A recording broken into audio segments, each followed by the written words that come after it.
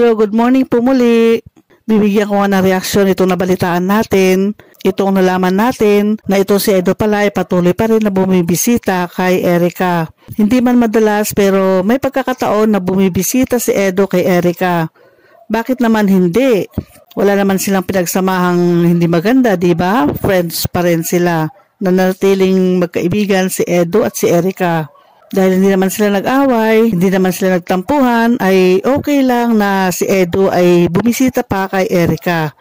Kasi si Erica open naman yan sa mga bisita, basta sinabi lang na huwag siyang i-vlog. Yun lang naman ang kahilingan ng pamilya, di ba? Ayaw na nila na ma-vlog si Erica.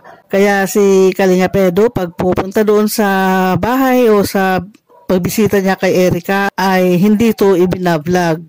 Dahil nananatiling magkaibigan sila, ay tama lang na paminsan-minsan madalaw din ni Edo si Erica. Malay natin, isang araw mabigla na lang tayo, di ba? Bumalik na uli si Erica dito sa Kalingap. Dahil ito nakaraan nga, nasabi nga ng pamilya ni Erica na huwag na siyang i-vlog itong si Erica. Bawal na siyang i-vlog, bawal na siyang kuhanan ng video. Dahil may sarili silang rason kung bakit nga ayaw nang ipa-vlog si Erica. Ganun pa man, dahil maganda yung pakiusap ng pamilya kay Kalinga Prab, maganda yung kanilang pagpapaalam kay Kalinga Prab sa kanilang pag-alis, ay anytime pwede naman silang bumalik dahil nabanggit naman yan ni Kalinga Prab dati. Kung maisipan nilang bumalik, si Erica magbago ang isip muli na gusto na niya uling magpa-vlog, ay okay lang, open kay Kalinga Prab yan. Dahil maganda ang kanilang pinagsamahan, di ba? Sa pagitan ng Kalingap at kay Erica. Magandang pamamaalam, kaya anytime naman pwede silang bumalik ulit sa Kalingap.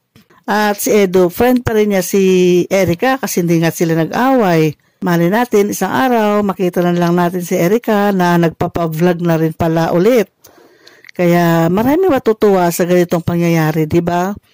Maraming umaabang kasi dahil sa lahat ng love team, itong si Edrica, ang Edo at si Erica, yan nga Edrica, yan ang pinakamarami at talagang pinakapatok na love team na nangyari sa Kalingap.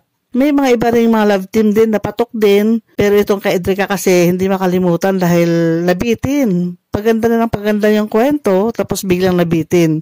Kaya mali natin sa ibang araw, ibang pagkakataon, nandyan muli si Erica at binablog uli ng Kalingap. Sana nga dahil maraming nagmamahal kay Erica, maraming nagmamahal kay Edo, maraming fans ang Edrica. Kaya abangan na lang po natin yan kung ano ang patutunguhan po, kung ano ang kahihinatnan ng patuloy na pagdalaw ni Edo kay Erica. Salamat muli sa inyong panonood. Hanggang sa muli. Bye-bye!